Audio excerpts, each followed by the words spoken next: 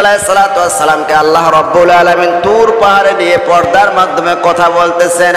আল্লাহ পাক বললেন, মুসা আজকে তোমাকে একটা প্রশ্ন আমি জিজ্ঞাসা করতে চাই। মুসা আলাইহিসসালাম বলেন, আল্লাহ কি প্রশ্ন আপনি বলেন। বলে, মুসা রে, তোমার কাছে সব চাইতে কোন জিনিসটা প্রিয়, কোন জিনিস তোমার কাছে সব চাইতে প্রিয়, আজকে আমি তোমাকে সেই জিনিসটা দান করে দিব। মুসা আলাইহিসসালাম বড় চালাক নবী ছিলেন। মুসা পয়গম্বর বললেন না এই জিনিসটা আমার কাছে প্রিয়। মুসা আলাইহিসসালাম উল্টা আল্লাহ রাব্বুল আলামিনকে প্রশ্ন করে বসলেন। বলেন না সুবহানাল্লাহ। আল্লাহ রাব্বুল আলামিনকে বললেন, আল্লাহ তোমার নিকটে আমার একটা প্রশ্ন। আল্লাহ পাক বললেন, মুসা কি প্রশ্ন বলো। আল্লাহ, আমি মুসা যদি আল্লাহ হয়ে যাই আর তুমি আল্লাহ যদি মুসা হয়ে যাও। আল্লাহ কয়, কোষ কি রে? এই মুসা কি কোষ? তুই মুসা আল্লাহ হবি আর আমি আল্লাহ মুসা হব, এটা আবার কেমন আবদার? আল্লাহ, আমি জানি তুমি আল্লাহ মুসা হবে না, আমি মুসা কোনোদিন আল্লাহ হব না। মনে করে নাও যে আমি মুসা আল্লাহ হয়ে গেছি আর তুমি আল্লাহ মুসা হয়ে গেছো, তাহলে তোমার কাছে সবচাইতে কোন জিনিসটা প্রিয় হইতো? জোরে কর না আল্লাহু আকবার। আল্লাহ রাব্বুল আলামিন বলেন, মুসা তুই বড় চালাক, তুই বড় চালাক রে মুসা। আমি তোরে যেই প্রশ্ন করলাম সেই প্রশ্ন উত্তরটা আমার কাছ থেকে নিতে চাস। এ মুসা, বুঝতে পারছি রে, আমি আল্লাহ যদি মুসা হই, আমি আল্লাহ তো কোনোদিন মুসা হব না আর তুই মুসাও কোনোদিন আল্লাহ হবি না। তবে শুনে রাখ, জেনে রাখ, আমি আল্লাহ যদি মুসা হয়ে যাই আর তুই মুসা যদি আমার রব, আমার স্রষ্টা, আমার খোদা আল্লাহ হয়ে যাস, তোর কাছ থেকে আমি দুটা জিনিস চাবো। এক নাম্বার হলো সুস্থতা, দ্বিতীয় নাম্বার হলো অবসরতা। আল্লাহু আকবার। আমার ভাইয়েরা, সুস্থ যারা আছেন অসুস্থ মানুষকে জিজ্ঞাসা করেন, যারা অসুস্থ বিছানায় পড়ে আছে, আরে তার রাত যায় না দিনও যায় না, খালি আল্লাহকে বলে, রব্বুল আলামিন এই জীবন আমার বড় কষ্টের জীবন রে আল্লাহ, আমাকে তুমি এই জীবনে বাঁচা না রাখে আল্লাহ তুমি আমারে কবরে নিয়ে যাও। কত মানুষ আছে মৃত্যুর শয্যায় সজ্জিত হয়ে আছে, আহারে আমরা সুস্থ আছি, ভালো আছি, আল্লাহর নিয়ামতের শুকরিয়া আদায় করব। আল্লাহ পাক বলেন, লাযিদান্নাকুম, অবশ্যই অবশ্যই আমি আল্লাহ তোমাদের নিয়ামতকে বাড়ায় দেব। বলুন না সুবহানাল্লাহ। মুসা আলাইহিস সালাম আল্লাহকে বলেন, আল্লাহ আমি তোমার কাছ থেকে এই দুটা জিনিস চাই। এক নাম্বার সুস্থতা, দ্বিতীয় নাম্বার অবসরতা। এই দুটা জিনিস আল্লাহ পাকের সবচাইতে বড় নিয়ামত। আল্লাহ রাব্বুল আলামিন পবিত্র কোরআনে কারীমের সূরা ইব্রাহিমের 6 নম্বর আয়াতের মধ্যে ঘোষণা করেন, দুনিয়ার মানুষেরা যখন তোমরা আমার নিয়ামত পাও, নিয়ামত পাওয়ার পরে তোমরা আমার নিয়ামতের শুকরিয়া আদায় করো, লা ইন শাকারতুম লাযিদান্নাকুম ওয়া লা ইন কাফারতুম ইন্না আযাবি লাশাদীদ। আল্লাহ রাব্বুল আলামিন বলেন, ও বান্দারা, তোমরা যখন নিয়ামত পাও, নিয়ামত পাওয়ার পরে নিয়ামতের শুকরিয়া আদায় করো, লাযিদান্নাকুম, আমি আল্লাহ অবশ্যই অবশ্যই তোমাদের নিয়ামতকে বাড়ায় দেব। আমার ভাইয়েরা, আপনারা নাম শুনেছেন একজন নবী, সেই নবীকে আল্লাহ রাব্বুল আলামিন কালিমুল্লাহ ডিগ্রি দান করেছিলেন। অন্য কোন নবীকে কালিমুল্লাহ ডিগ্রি দেওয়া হয় নাই। কালিমুল্লাহ শব্দের অর্থই হচ্ছে আল্লাহ পাকের সাথে কথোপকথন করা। একজন নবী দুনিয়ায় থেকে আল্লাহ পাকের সাথে পর্দার আড়াল থেকে তুর পাহাড়ে গিয়ে কথা বলেছেন। বলেন তো সেই নবীর নাম কি হয়েছে? সেই নবীর নাম হচ্ছে মুসা কালিমুল্লাহ। কি নাম? সবাই জোরে কোন, আরো জোরে বলেন। আল্লাহর নবী হযরত মুসা আলাইহিস সালাম তুর পাহাড়ে গিয়ে আল্লাহ রাব্বুল আলামিন আলামিনের সাথে কথা বলেছেন। আল্লাহ রাব্বুল আলামিন মুসা নবীর সেই কথাগুলো সুন্দর করে নোট করে রেখেছেন কোরআনে কারীমের মধ্যে। আল্লাহ পাক বলেন, আমি মুসা নবীকে জিজ্ঞাসা করলাম, ওয়া মা তিলকা বিয়ামিনিকা ইয়া মুসা, হে মুসা তোর হাতের মধ্যে কি? মুসা আলাইহিস সালাতু ওয়াস সালাম শুধুমাত্র বললেই পারতেন, আল্লাহ ক্বালা হিয়া আসয়, আমার হাতের মধ্যে লাঠি। এতটুকু কথা বললেই কিন্তু উত্তর হয়ে যাইত। আল্লাহর নবী মুসা আলাইহিস সালাতু ওয়াস সালাম এতটুকু কথা বলে ক্ষান্ত হন নাই। মুসা আলাইহিস সালাতু ওয়াস সালাম বলেছেন, ক্বালা হিয়া আসয় আতাওয়াক্কাউ আলাইহা ওয়া আহুশু বিহা আলা গনামি ওয়া লিয়া ফিহা মারিবু উখরা। জোরে কন্না সুবহানাল্লাহ। আমার হাতের মধ্যে লাঠি আছে, লাঠি দিয়ে গাছের পাতা পারি, লাঠি দিয়ে আমি ছাগল চড়াই, মারিবুল উখরা, এই লাঠি দিয়ে আমি অনেক কাজ করি। আল্লাহ রাব্বুল আলামিন বললেন, মুসা রে এই লাঠির মধ্যে আরেকটা শক্তি আছে তুমি জানো না? মুসা নবী বললেন, আল্লাহ কি শক্তি? আল্লাহ পাক বলেন, মুসা রে লাঠিটা জমিনের মধ্যে ফেলে দাও। ফেলে দেওয়ার সঙ্গে সঙ্গে হিয়া হাইয়াতুন তাসা। আল্লাহু আকবার। বিশাল বড় একটা অজগর সাপ হয়ে গেল। তাফসীরের কিতাবের মধ্যে এসেছে, সেই সাপটার একটা ঠোঁট আসমানে আর একটা ঠোঁট ফেরাউনের রাজ সিংহাসনের নিচে আছে। ফেরাউনের কলিজা শুকে গিয়েছে। আল্লাহ রাব্বুল আলামিন মুসা আলাইহিস সালাতু ওয়াস সালামকে বললেন, মুসা খুজ হা ওয়ালা তাখাফ সানুইদুহা সিরাতাহাল উলা। হে মুসা তুমি লাঠিকে ধরো। মুসা নবী ভয় পেয়ে গেছে।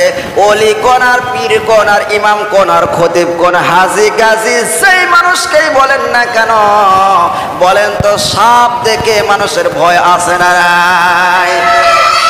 মুসা নবী পর্যন্ত ভয় পেয়ে গেছেন।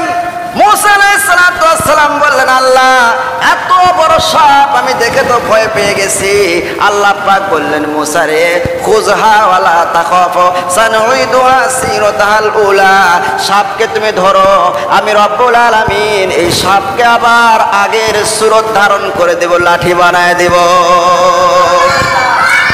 আমার ভাইয়েরা প্রশ্ন আসতে পারে, হুজুর মুসা আলাইহিস সালাতু ওয়াস সালামকে আল্লাহ রাব্বুল আলামিন প্রশ্ন করেছেন হাতের মধ্যে কি? লাঠি উত্তর দিলে হয়ে যাইতো, এতগুলো কেন বললেন? হাতের মধ্যে লাঠি, লাঠিতে গাছের পাতা পারি, লাঠিতে ছাগল চড়াই, মারিবুল উখরা অনেক কাজ করি, লাঠির উপর ভর করি, এত কথা কেন বললেন? কবি বলেছেন, মিয়ানে আশিকে মাশুক চিরঞ্জিত, মিয়ানে আশিকে মাশুক চিরঞ্জিত, তিরমান কাতিবিন রাহাম খবর নিস। আল্লাহু আকবার। আশিক আর মাশুকের মধ্যে, প্রেমিক প্রেমিকার মধ্যে যে কথা হয়, সেই কথার মধ্যে প্রেমিকও চাই বেশি কথা যেন হয়, প্রেমিকাও চাই কথা যেন বেড়ে যায়। আর প্রেমিক প্রেমিকার মধ্যে যে কথা হয়, দুনিয়ার কেউ সেই কথা টের পায় না। জোরে কোন সুবহানাল্লাহ। মুসা আলাইহিস সালাতু ওয়াস সালাম মাশুক ছিলেন, আশিক ছিলেন। আল্লাহ পাক মাশুক। আল্লাহর সাথে মুসা পয়গম্বরের কথা বলতে বড় ভালো লাগে। মুসা আলাইহিস সালাতু ওয়াস সালামকে আল্লাহ রাব্বুল আলামিন তুর পাহাড়ে নিয়ে পর্দার মাধ্যমে কথা বলতেছেন। আল্লাহ পাক বললেন, মুসা আজকে তোমাকে একটা প্রশ্ন আমি জিজ্ঞাসা করতে চাই। মুসা আলাইহিস সালাতু ওয়াস সালাম বলেন, আল্লাহ কি প্রশ্ন আপনি বলেন? বলে, মুসা রে তোমার কাছে সবচাইতে কোন জিনিসটা প্রিয়? কোন জিনিস তোমার কাছে সবচাইতে প্রিয়? আজকে আমি তোমাকে সেই জিনিসটা দান করে দিব। মুসা আলাইহিস সালাতু ওয়াস সালাম বড় চালাক নবী ছিলেন। মুসা পয়গম্বর বললেন না এই জিনিসটা আমার কাছে প্রিয়। মুসা আলাইহিস সালাতু ওয়াস সালাম উল্টা আল্লাহ রাব্বুল আলামিনকে প্রশ্ন করে বসলেন। বলেন না সুবহানাল্লাহ। আল্লাহ রাব্বুল আলামিনকে বলেন, আল্লাহ তোমার নিকটে আমার একটা প্রশ্ন। আল্লাহ পাক বললেন, মুসা কি প্রশ্ন বলো? আল্লাহ আমি মুসা যদি আল্লাহ হয়ে যাই আর তুমি আল্লাহ যদি মুসা হয়ে যাও। আল্লাহ কই, কোষ কি রে? এই মুসা কি কোষ? তুই মুসা আল্লাহ হবি আর আমি আল্লাহ মুসা হব, এটা আবার কেমন আবদার? আল্লাহ আমি জানি তুমি আল্লাহ মুসা হবে না, আমি মুসা কোনোদিন আল্লাহ হব না। মনে করে নাও যে আমি মুসা আল্লাহ হয়ে গেছি আর তুমি আল্লাহ মুসা হয়ে গেছো, তাহলে তোমার কাছে সবচাইতে কোন জিনিসটা প্রিয় হইতো? জোরে কর না আল্লাহু আকবার। আল্লাহ রাব্বুল আলামিন বলেন, মুসা তুই বড় চালাক, তুই বড় চালাক রে মুসা। আমি তোরে যেই প্রশ্ন করলাম সেই প্রশ্ন উত্তরটা আমার কাছ থেকে নিতে চাস? এ মুসা বুঝতে পারছি রে, আমি আল্লাহ যদি মুসা হই, আমি আল্লাহ তো কোনোদিন মুসা হব না, আর তুই মুসাও কোনোদিন আল্লাহ হবি না।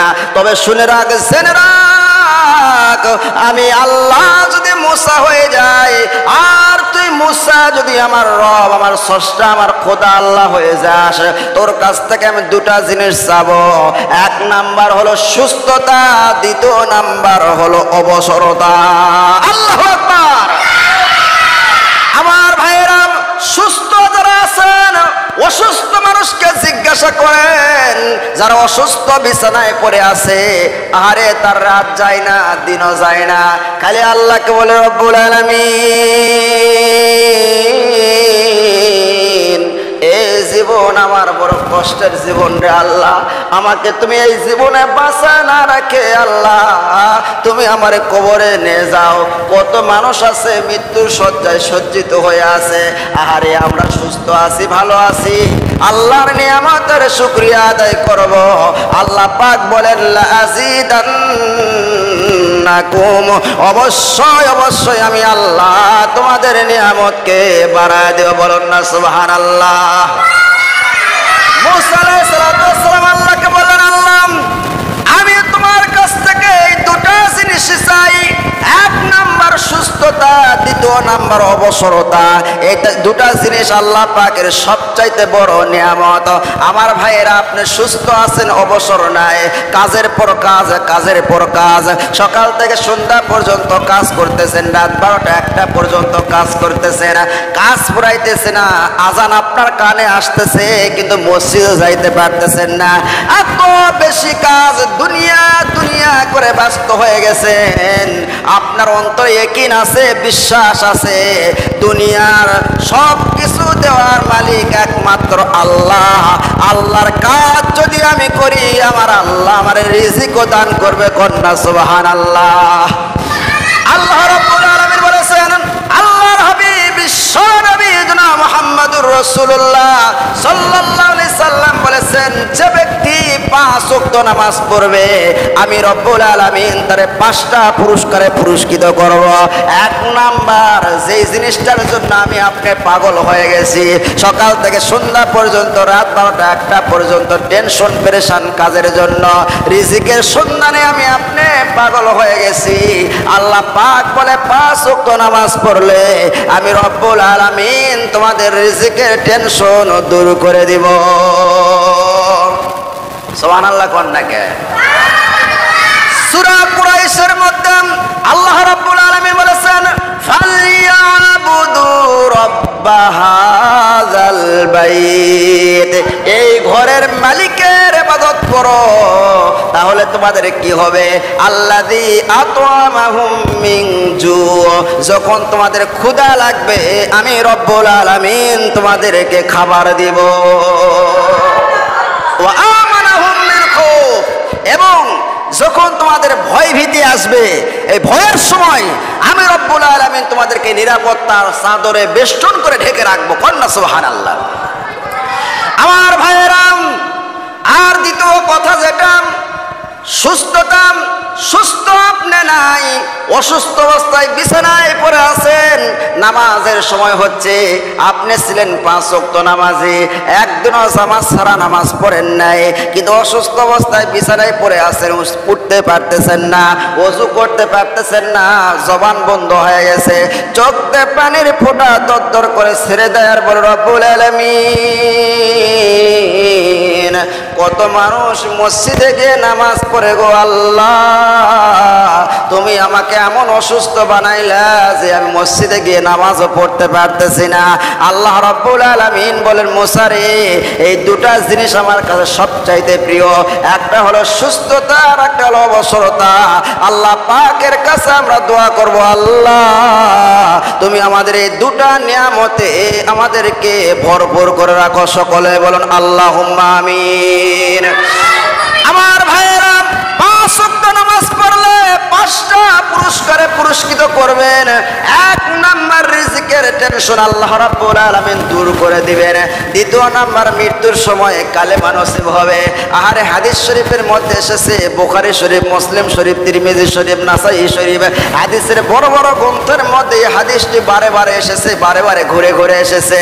মান ক্বালা লা ইলাহা ইল্লাল্লাহ ফাদাখালাহুল্লাহুল জান্নাহ, যে ব্যক্তির শেষ কালেমা হবে লা ইলাহা ইল্লাল্লাহ, সে ব্যক্তি আল্লাহর জান্নাতে প্রবেশ করবে। কন্যা সুবহানাল্লাহ। আমার ভাইরা, 2 নাম্বার মৃত্যুর সময় কালেমা নসিব হবে। 3 নাম্বার, কবরের মধ্যে মুনকার নাকির ফেরেশতা আসার পরে প্রশ্ন করবে, মান রব্বুকা মা দীনুকা মা নাবিয়ুকা। এই 3টা প্রশ্নের উত্তর হয়ে গেলে আরেকটা প্রশ্ন করবে, মান হাজার রাজুল, এই ব্যক্তিকে আপনি চিনেন নাকি? বিশ্ব নবীকে সামনে দাঁড় করে দেওয়া হবে। বলে হ্যাঁ আমি চিনি। বলে ইনি কে? বলে ইনি হচ্ছে আমার পথ প্রদর্শক, ইনি হচ্ছেন আমার দয়ার নবী। হুজুর কন্যা সুবহানাল্লাহ। এই প্রশ্নের উত্তর কবরের মধ্যে যে ব্যক্তি 5 ওয়াক্ত নামাজ দুনিয়ায় পড়েছে, কবরের মধ্যে এই প্রশ্নের উত্তরগুলো দিতে পারবে। সুবহানাল্লাহ। আমার ভাইয়েরা, কিয়ামতের দিন হাদিস শরীফের মধ্যে এসেছে, আর কোরআনে কারীমের মধ্যে আল্লাহ রাব্বুল আলামিন বলেছেন, কিয়ামতের দিন মুসিবতের সময় যখন শুরু হয়ে যাবে, মাথার আধাত উপর সূর্য তাপ দেওয়া শুরু করে দিবে, মাথার মগজগুলো গলে গলে নাক কান দিয়ে টকবক টকবক করে পড়বে, মানুষের জিহ্বাটা কুকুরের জিহ্বার মতো নাভিস্থল পর্যন্ত চলে আসবে, মানুষের কলিজা ফেটে যাবে, কলিজা মুখের কাছে চলে আসবে, মাটি পুড়ে তামা হয়ে যাবে, গায়ে কোনো কাপড় থাকবে না, পরনে কোনো কাপড় থাকবে না, পায়ে কোনো জুতা থাকবে না, মানুষরা ইয়া নাফসি বলে চিৎকার মারে কাঁদবে। আরে সেই কঠিন হাসরের ময়দানে মানুষরা পানি দাও গো বলে চিৎকার মারবে। আল্লাহ রাব্বুল আলামিন বলেন, সেদিন যার ডান হাতের মধ্যে আমলনামা আসবে, সে ব্যক্তির চেহারাটা হাস্যস হয়ে যাবে, সেই ব্যক্তিটা খুশি হয়ে যাবে। যার সাথে দেখা হবে তাকে বলে, ভাই রে, আমার তো আমলনামা ডান হাতের মধ্যে এসেছে। সকলকে সুসংবাদ দিবে। আমার ভাইয়েরা, আল্লাহ রাব্বুল আলামিন বলেন, যারা 5 ওয়াক্ত নামাজ দুনিয়ায় সময় মতো আদায় করলো, কিয়ামতের দিন হাসরের ময়দানে আল্লাহ রাব্বুল আলামিন তাদের ডান হাতে আমলনামা দান করবেন। বলুন না সুবহানাল্লাহ। আল্লাহু আকবার কোন? আরে জোরে বলেন আল্লাহু আকবার। সমস্ত শরীরের শক্তি দিয়ে আল্লাহু আকবার বলেন। আল্লাহর নাম নিতে শরম লাগে, লজ্জা লাগে? জোরে বলেন, লজ্জা লাগে, ভয় লাগে? দুনিয়ার কোন নেতা নেত্রীর নাম নিচ্ছেন, দুনিয়ার কোন এমপি মন্ত্রীর নাম নিচ্ছেন, দুনিয়ার কোন প্রধানমন্ত্রীর নাম নিচ্ছেন, দুনিয়ার যে কোনো মানুষের নাম নিলে মিছিল করলে কোনো সওয়াব নাই, কিন্তু আমার আল্লাহর নামের জিকির করলে, আল্লাহর নামের তাকবীর দিলে সওয়াব আছে না নাই? এই আল্লাহু আকবার এমন একটি তাকবীর, এমন একটি ধ্বনি, সাহাবায়ে কেরামের হাতের মধ্যে অস্ত্র ছিল না, এয়ার গান মেশিন গান ছিল না, যুদ্ধ অস্ত্র ছিল না, পিস্তল ছিল না, তরবারি ছিল না, কিচ্ছু ছিল না। আল্লাহর নামে তাকবীর দিয়ে যখন বদরের ময়দানে, উহুদের ময়দানে নেমে গেছে, কাফের ইহুদি খ্রিস্টানেরা হাজার হাজার লক্ষ লক্ষ এসেছে, নারে তাকবীর আল্লাহু আকবার নিয়ে যখন সাহাবায়ে কেরাম নেমে গেছে, আবু জেহেলের গোষ্ঠীরা মাথা নিচু করে নেজ গোটায়া ময়দান থেকে পালিয়ে গেছে। জোরে বলেন আল্লাহু আকবার। মুসলমানের সবচাইতে বড় হাতিয়ার অ্যাটম বোম, পারমাণবিক অস্ত্র হচ্ছে নারায়ে তাকবীর, আল্লাহু আকবার। কিন্তু মুসলমানের এই শক্তি কমে গেছে, জোরে কর ঠিক কিনা? আল্লাহর নামে তাকবীর নাই, কার বাবার কার দাদার 14 গোষ্ঠীর স্লোগান দেয়। আরে কপাল পোড়া মুসলমান, আল্লাহর নামে তাকবীর দিতে পারে না, 14 গোষ্ঠীর স্লোগান দেয়, জোরে কর ঠিক কিনা? এমন দল এমন নেতা নেত্রীর আপনি পক্ষে আছেন, যে নেতা নেত্রীর পক্ষে থাকে আল্লাহর নামে স্লোগান দিলে আপনাকে একটা দলের নাম করে জেলখানায় অ্যারেস্ট করবে, জোরে কর ঠিক কিনা? সেই দলের মধ্যে আল্লাহর নামে তাকবীর দেওয়া যায় না, আল্লাহর নামে ধ্বনি দেওয়া যায় না, সেই দলকে আমরা ঘৃণা করি, জোরে কর ঠিক কিনা?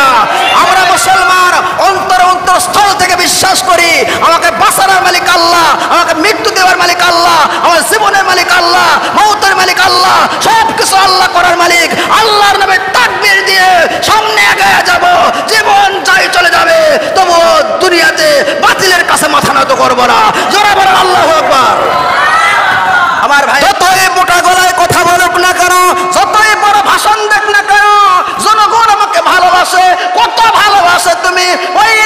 তুমি পুলিশ বাহিনী, রাত বাহিনী, ওসি, ডিসি, এসপি সব সারে তুমি একা কি আসো, দেখো ওই ফুলের মালা গলায় পড়বে না, জুতার মালা জনগণ তোমারে পরায় দিবে,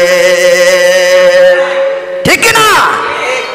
জনগণ আমার পক্ষে আছে, কতটা পক্ষে আছে, আসো না, খেলা হবে, যখন ঠিক কিনা?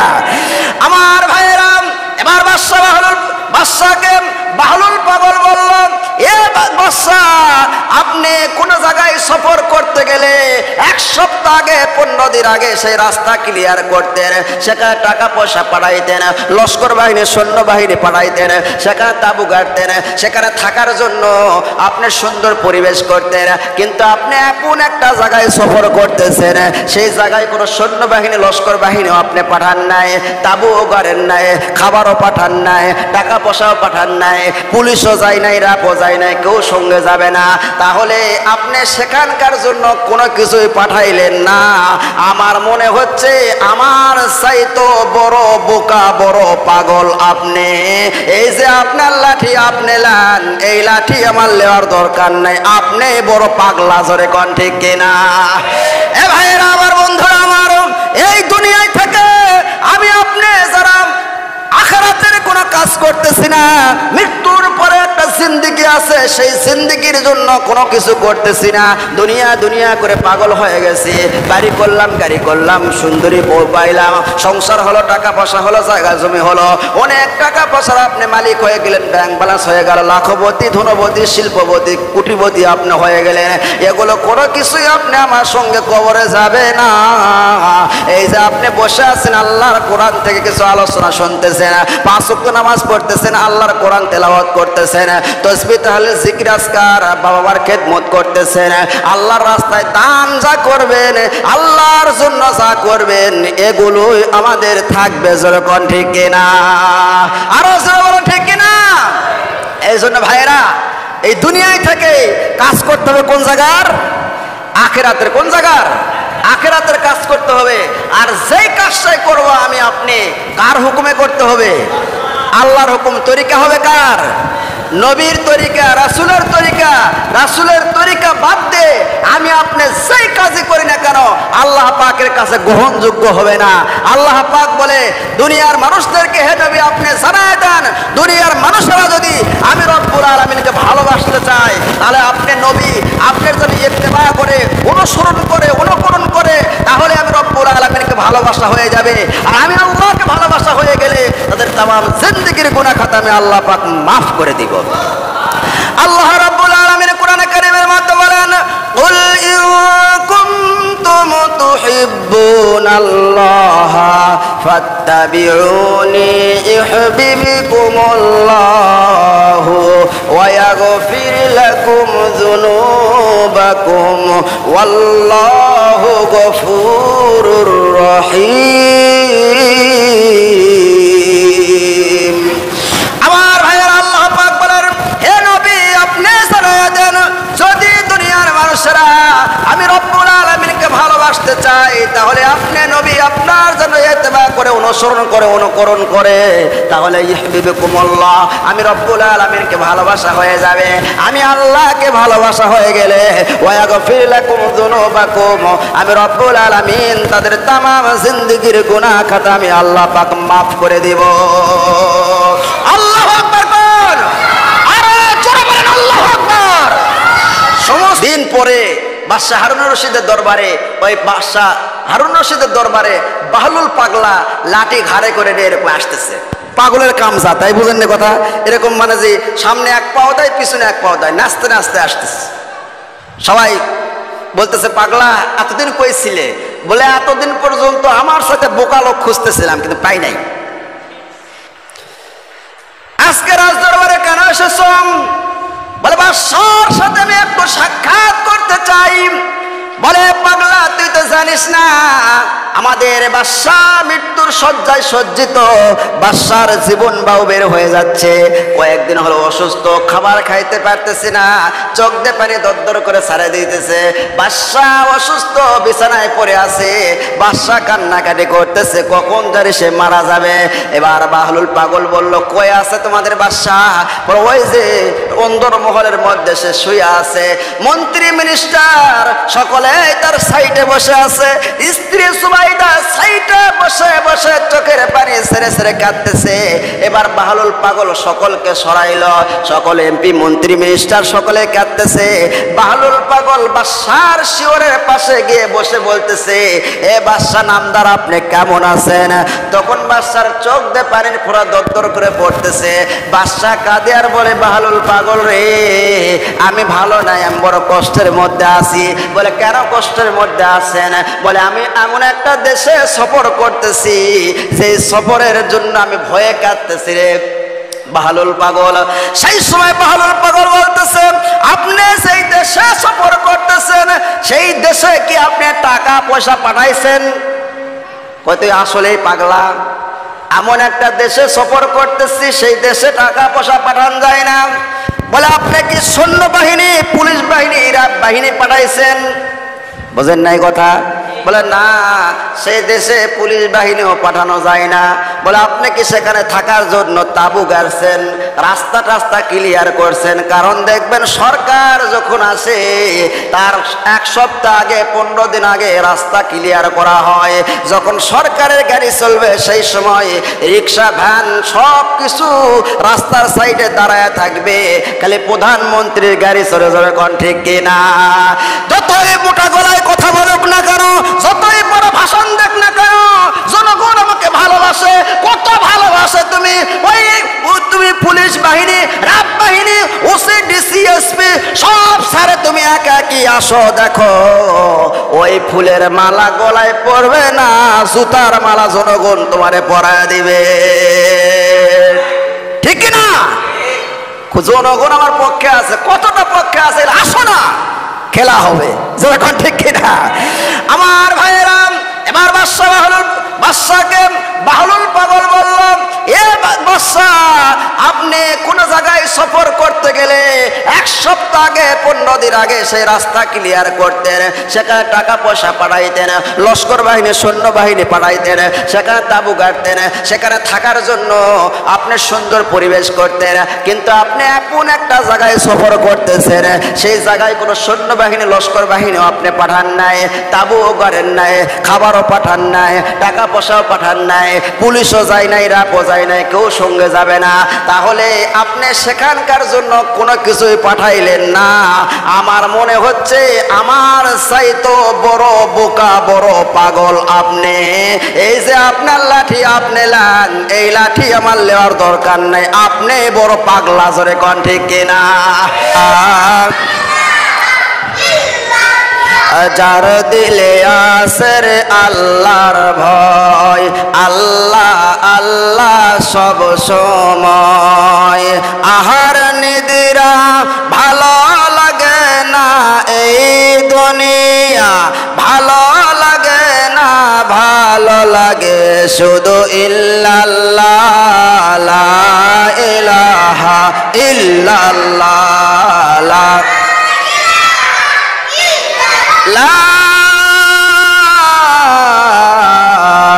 ইলাহা ইল্লাল্লাহু মুহাম্মাদুর রাসূলুল্লাহ। আমার ভাইরা, 4 নাম্বার পুরস্কার হচ্ছে ওই ব্যক্তি কিয়ামতের দিন হাসরের ময়দানে আল্লাহ রাব্বুল আলামিন পুলসিরাত যে আছে এই পুলসিরাতটা বিদ্যুতের গতিতে পার করে দিবে। 5 নাম্বার পুরস্কার, 5 ওয়াক্ত নামাজীকে আল্লাহ রাব্বুল আলামিন বিনা হিসাবে জান্নাত দান করে দিবেন। সুবহানাল্লাহ।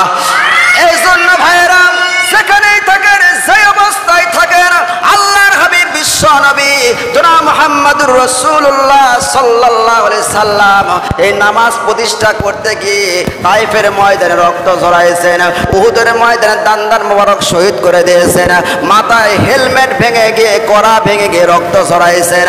আমার মুসলমান ভাইরা, বিশ্ব নবী জনাব মুহাম্মদুর রাসূলুল্লাহ সাল্লাল্লাহু আলাইহি সাল্লাম জামাতের সাথে শেষ ওয়াক্ত নামাজটা পর্যন্ত আদায় করেছেন।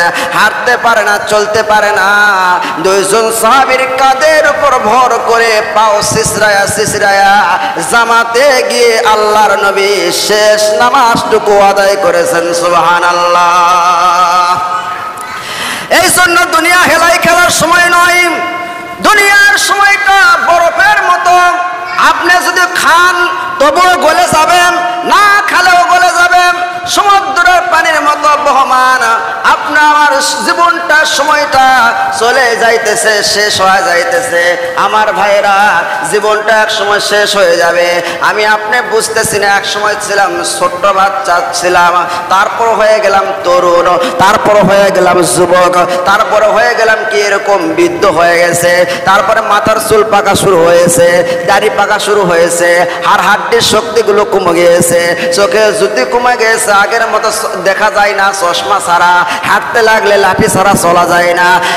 ভাইরা, এই যে জীবনটা যে আল্লাহ রাব্বুল আলামিন আপনি আমাকে দান করলো, আল্লাহ পাক বলে বান্দারে এই জীবনের মালিক তুমি নয়, এই জীবনের মালিক আমি আল্লাহ। যেই সময় মৃত্যুর সময় হয়ে যাবে, ইদা জা আজালুহুম ফালা ইস্তাখিরুনা সাআতান ওয়ালা ইস্তাকদিমুন, 1 সেকেন্ড আগেও মৃত্যু হবে না, 1 সেকেন্ড পরেও মৃত্যু হবে না। এই জন্য বান্দা সব সময় যেখানে থাকো, যে অবস্থায় থাকো, একজন ইমানদার বান্দা মৃত্যুর প্রস্তুতি নিয়ে থাকতে হবে। বলেন না সুবহানাল্লাহ। ওই ব্যক্তি সবচাইতে জ্ঞানী মানুষ, বুদ্ধিমান মানুষ, যে মানুষটা দুনিয়ায় থেকে পরকালের কাজ করে। আর ওই মানুষটা সবচাইতে বোকা, যে মানুষটা দুনিয়ায় থেকে দুনিয়া করে ব্যস্ত হয়ে গেছে।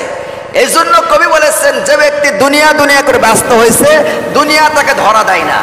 পানির মতো, পানির সাথে উদাহরণ দিয়েছে, পানির মতো আপনি পানিকে এরকম খাবলায়া চাম করে ধরবেন হাতের মুঠোর মধ্যে, দেখবেন যে হাতের আঙ্গুলের ফাঁস দিয়ে সব পানি পড়ে যাবে।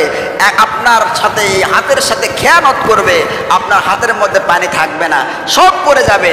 দুনিয়াটাও এরকম, আপনি যখন দুনিয়াকে কামড়ায় ধরার চেষ্টা করবেন, দুনিয়া আপনার কাছ থেকে চলে যাবে। আর যখন আল্লাহ বলে আমার কাজ করো, আমার হুকুম মানো, আমার গোলামি করো, আমার উপর ঈমান আনো, আমাকে বিশ্বাস করো, রিজিক দেওয়ার মালিক আমি, তোমাকে বাঁচানোর মালিক আমি, মৃত্যু দেওয়ার মালিক আমি, সুখে রাখার মালিক আমি, দুঃখে রাখার মালিক আমি, তোমার সব কিছুর দায়িত্ব আমি রব্বুল আলামিনের কাছে।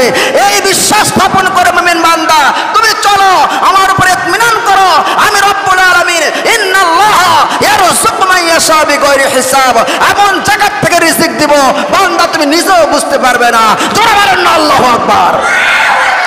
কিন্তু আমাদের বিশ্বাস হয়ে গেছে কি, আমাদের বিশ্বাস হয়ে গেছে চাকরির উপরে, আমাদের বিশ্বাস হয়ে গেছে ব্যবসার উপরে, আমাদের বিশ্বাস হয়ে গেছে গরুর উপরে। এই গরু না থাকলে হুজুর আমি এই বছরে মরেই যাইতাম।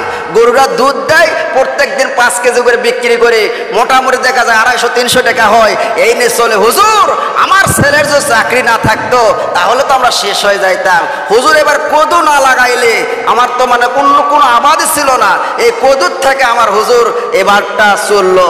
আল্লাহ বলে বান্দারে কদু তোক বাঁচাইতে পারবে না, ওই গরু তোক বাঁচাইতে পারবে না, চাকরি বাঁচাইতে পারবে না।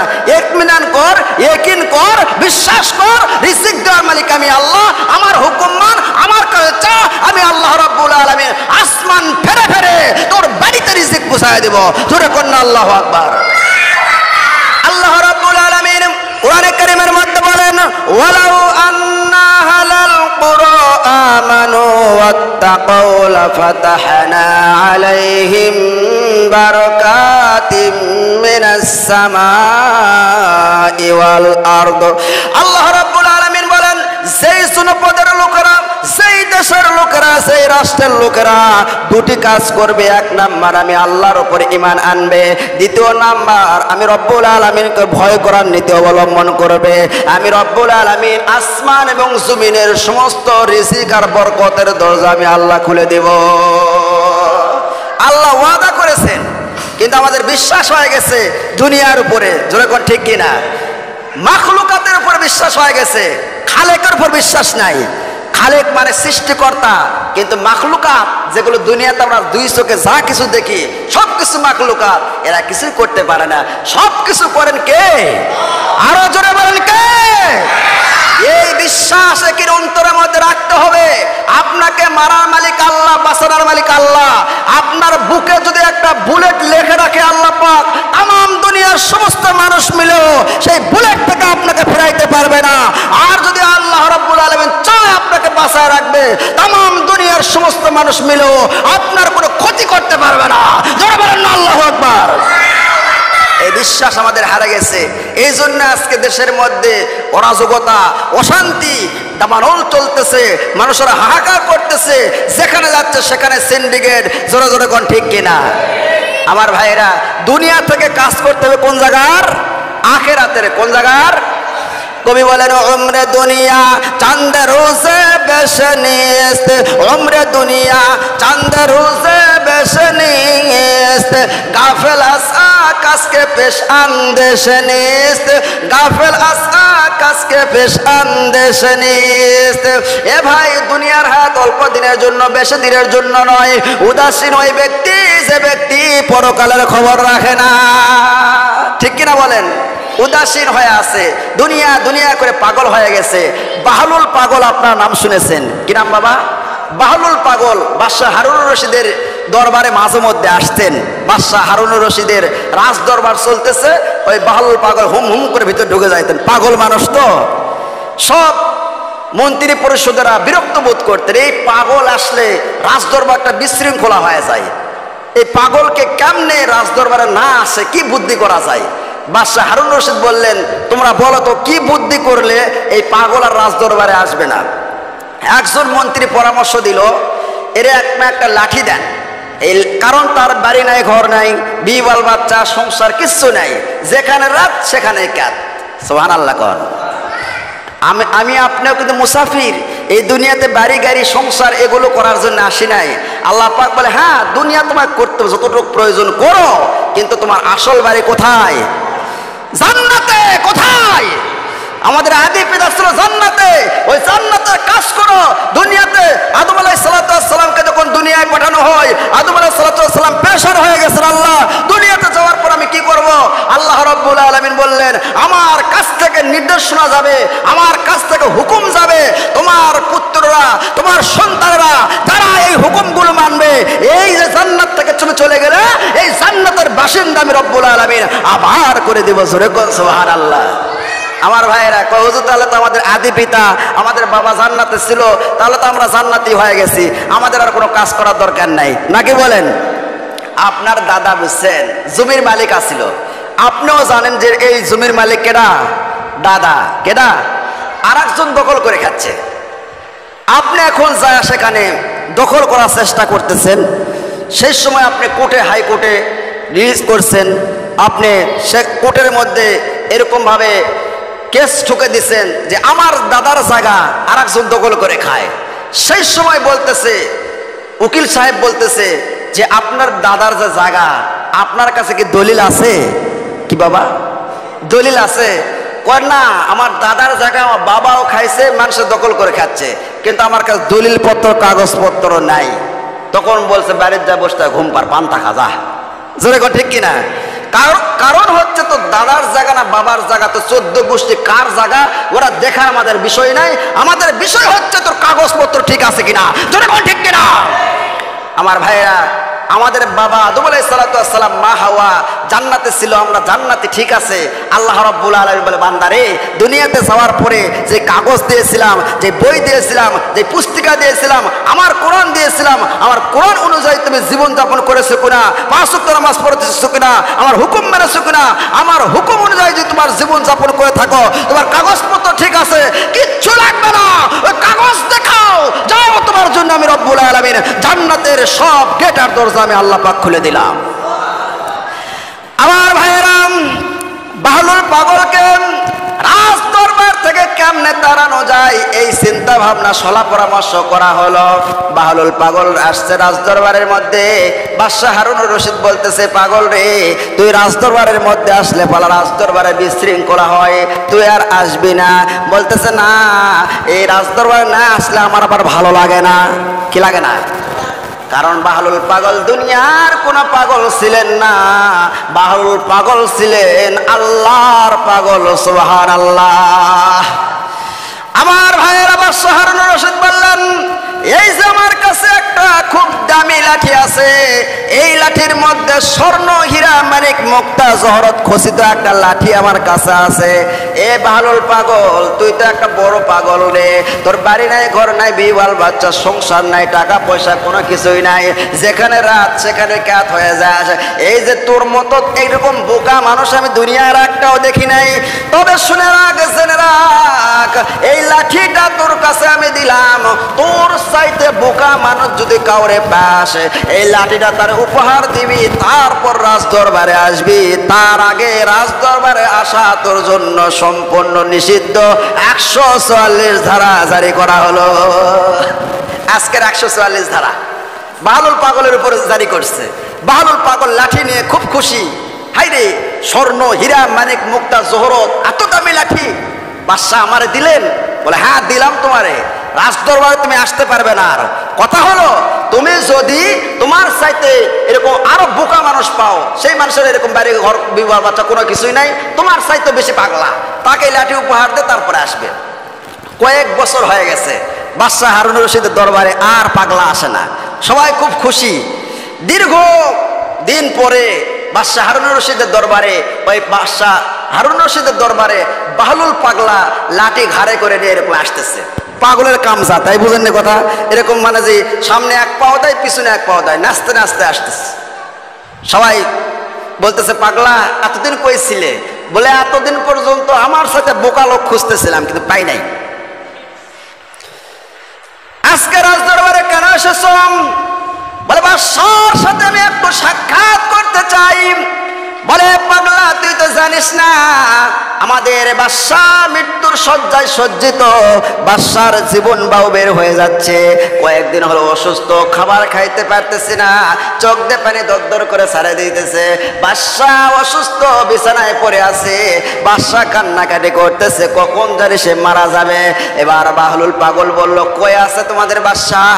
ওই যে অন্দর মহলের মধ্যে সে শুয়ে আছে, মন্ত্রী মিনিস্টার সকলে তার সাইডে বসে আছে, স্ত্রী সুবাইদা সাইডে বসে বসে চোখের পানি ছেড়ে ছেড়ে কাঁদতেছে। এবার বাহলুল পাগল সকলকে সরাইল, সকল এমপি মন্ত্রী মিনিস্টার সকলে কাঁদতেছে। বাহলুল পাগল বাদশার শিওরের পাশে গিয়ে বসে বলতেছে, এ বাদশা নামদার, আপনি কেমন আছেন? তখন বাদশার চোখ দিয়ে পানির ফোঁটা দরদর করে পড়তেছে। বাদশা কাঁদে আর বলে, বাহলুল পাগল রে, আমি ভালো নাই, আমি বড় কষ্টের মধ্যে আছি। বলে, কেন কষ্টের মধ্যে আছেন? বলে, আমি এমন একটা দেশে সফর করতেছি, সেই সফরের জন্য আমি ভয়ে কাঁদতেছি রে। বাহলুল পাগল সেই সময় বাহলুল পাগল বলতেছে, আপনি সেই দেশে সফর করতেছেন, সেই দেশে কি আপনি টাকা পয়সা পাঠাইছেন? কত আসলেই পাগলা, এমন একটা দেশে সফর করতেছি, সেই দেশে টাকা পয়সা পাঠান যায় না। বলে, আপনি কি সৈন্যবাহিনী, পুলিশ বাহিনী, বাহিনী পাঠাইছেন? বোঝেন নাই কথা? বলে, না, সেই দেশে পুলিশ বাহিনীও পাঠানো যায় না। বলে, আপনি কি সেখানে থাকার জন্য তাঁবু গাড়ছেন? রাস্তা টাস্তা ক্লিয়ার করছেন। কারণ দেখবেন সরকার যখন আসে তার 1 সপ্তাহ আগে 15 দিন আগে রাস্তা ক্লিয়ার করা হয়। যখন সরকারের গাড়ি চলবে সেই সময় রিক্সা ভ্যান সব কিছু রাস্তার সাইডে দাঁড়ায় থাকবে, খালি প্রধানমন্ত্রীর গাড়ি চলে যাবে। কোন ঠিক কিনা? যতই মোটা গলায় কথা বলুক না কেন, যতই বড় ভাষণ দেখ না কেন, জনগণ আমাকে ভালোবাসে। কত ভালোবাসে তুমি? তুমি পুলিশ বাহিনী, র্যাব বাহিনী, ওসি, ডিসি, এসপি সব সারে তুমি একা একই আসো। দেখো ওই ফুলের মালা গলায় পরবে না, জুতার মালা জনগণ তোমারে পরায় দিবে। ঠিক না? জনগণ আমার পক্ষে আছে। কতটা পক্ষে আছে? আসো না, খেলা হবে। যখন ঠিক কিনা? আমার ভাইয়েরাম, এবার বাদশাকে বাহলুল পাগল বলল, এ বাদশা, আপনি কোন জায়গায় সফর করতে গেলে 1 সপ্তাহ আগে 15 দিন আগে সেই রাস্তা ক্লিয়ার করতেন, সেখানে টাকা পয়সা পাঠাইতেন, লস্কর বাহিনী সৈন্য বাহিনী পাঠাইতেন, সেখানে তাঁবু গাড়তেন, সেখানে থাকার জন্য আপনি সুন্দর পরিবেশ করতেন। কিন্তু আপনি এমন একটা জায়গায় সফর করতেছেন, সেই জায়গায় কোনো সৈন্য বাহিনী লস্কর বাহিনীও আপনি পাঠান নাই, তাঁবুও গড়েন নাই, খাবারও পাঠান নাই, টাকা পয়সাও পাঠান নাই, পুলিশও যায় নাই, র্যাবও যায় নাই, কেউ সঙ্গে যাবে না। তাহলে আপনি সেখানকার জন্য কোনো কিছুই পাঠাইলেন না। আমার মনে হচ্ছে আমার চাইতো বড় বোকা, বড় পাগল আপনি। এই যে আপনার লাঠি আপনি লান, এই লাঠি আমার নেওয়ার দরকার নাই, আপনি বড় পাগলা। জোরে কোন ঠিক কিনা? এ ভাইয়েরা, আমার বন্ধুরা আমার, এই দুনিয়ায় থেকে আমি আপনি যারা আখিরাতের কোনো কাজ করতেছি না, মৃত্যুর পরে একটা জিন্দেগি আছে, সেই জিন্দেগির জন্য কোনো কিছু করতেছি না, দুনিয়া দুনিয়া করে পাগল হয়ে গেছি। বাড়ি করলাম, গাড়ি করলাম, সুন্দরী বউ পাইলাম, সংসার হলো, টাকা পয়সা হলো, জায়গা জমি হলো, অনেক টাকা পয়সার আপনি মালিক হয়ে গেলেন, ব্যাংক ব্যালেন্স হয়ে গেল, লাখপতি, ধনপতি, শিল্পপতি, কোটিপতি আপনি হয়ে গেলেন। এগুলো কোনো কিছুই আপনি আমার সঙ্গে কবরে যাবে না। এই যে আপনি বসে আছেন, আল্লাহর কোরআন থেকে কিছু আলোচনা শুনতেছেন, 5 ওয়াক্ত নামাজ পড়তেছেন, আল্লাহর কোরআন তেলাওয়াত করতেছেন, তাসবিহ তাহলিল জিকির আজকার বাবা মার খেদমত করতেছেন, আল্লাহর রাস্তায় দান যা করবেন, আল্লাহর জন্য যা করবেন, এগুলোই আমাদের থাকবে। যেরকম ঠিক কিনা? আরো জোরে ঠিক কিনা? এই জন্য ভাইরা, এই দুনিয়ায় থেকে কাজ করতে হবে কোন জায়গার? আখিরাতের। কোন জায়গার? আখিরাতের কাজ করতে হবে। আর যেই কাজটাই করবো আমি আপনি, কার হুকুমে করতে হবে? আল্লাহর হুকুম। তরিকা হবে কার? নবীর তরিকা, রাসূলের তরিকা। রাসূলের তরিকা বাদ দিয়ে আমি আপনি যেই কাজই করি না কেন, আল্লাহ পাকের কাছে গ্রহণযোগ্য হবে না। আল্লাহ পাক বলে, দুনিয়ার মানুষদেরকে হে নবী আপনি জানায় দেন, দুনিয়ার মানুষরা যদি আমি রব্বুল আলামিনকে ভালোবাসতে চায়, তাহলে আপনি নবী আপনার যদি ইত্তেবা করে, অনুসরণ করে, অনুকরণ করে, তাহলে আমি রব্বুল আলামিনকে ভালোবাসা হয়ে যাবে। আর আমি আল্লাহকে ভালোবাসা হয়ে গেলে তাদের তামাম জিন্দেগির গুনাহ খাতা আমি আল্লাহ পাক মাফ করে দিব। আল্লাহ রাব্বুল আলামিন কোরআনে কারীমের মধ্যে বলেন, কুল ইন কুনতুম তুহিব্বুনাল্লাহ ফাত্তাবিউনি ইউহিব্বুকুমুল্লাহ ওয়া ইয়াগফির লাকুম যুনুবাকুম ওয়াল্লাহু গফুরুর রহিম। আমার ভাইয়েরা, আল্লাহ পাক বলেন, হে নবী আপনি জানায়া দেন, যদি দুনিয়ার মানুষেরা আমি রব্বুল আলামিনকে ভালোবাসতে চাই, তাহলে আপনি নবী আপনার জন্য ইত্তেবা করে, অনুসরণ করে, অনুকরণ করে, তাহলে ইউহিব্বুকুমুল্লাহ আমি রব্বুল আলামিনকে ভালোবাসা হয়ে যাবে। আমি আল্লাহকে ভালোবাসা হয়ে গেলে ওয়া ইয়াগফির লাকুম যুনুবাকুম আমি রব্বুল আলামিন তাদের তামাম জিন্দেগির গুনাহ খাতা আমি আল্লাহ পাক মাফ করে দিব। আল্লাহু আকবার বল, আরে জোরে বলেন আল্লাহু আকবার। সমস্ত শরীরের শক্তি দিয়ে আল্লাহু আকবার বলেন। আল্লাহর নাম নিতে শরম লাগে, লজ্জা লাগে? জোরে বলেন, লজ্জা লাগে, ভয় লাগে? দুনিয়ার কোন নেতা নেত্রীর নাম নিচ্ছেন, দুনিয়ার কোন এমপি মন্ত্রীর নাম নিচ্ছেন, দুনিয়ার কোন প্রধানমন্ত্রীর নাম নিচ্ছেন, দুনিয়ার যে কোনো মানুষের নাম নিলে, মিছিল করলে কোনো সওয়াব নাই, কিন্তু আমার আল্লাহর নামের জিকির করলে, আল্লাহর নামে তাকবীর দিলে সওয়াব আছে না নাই?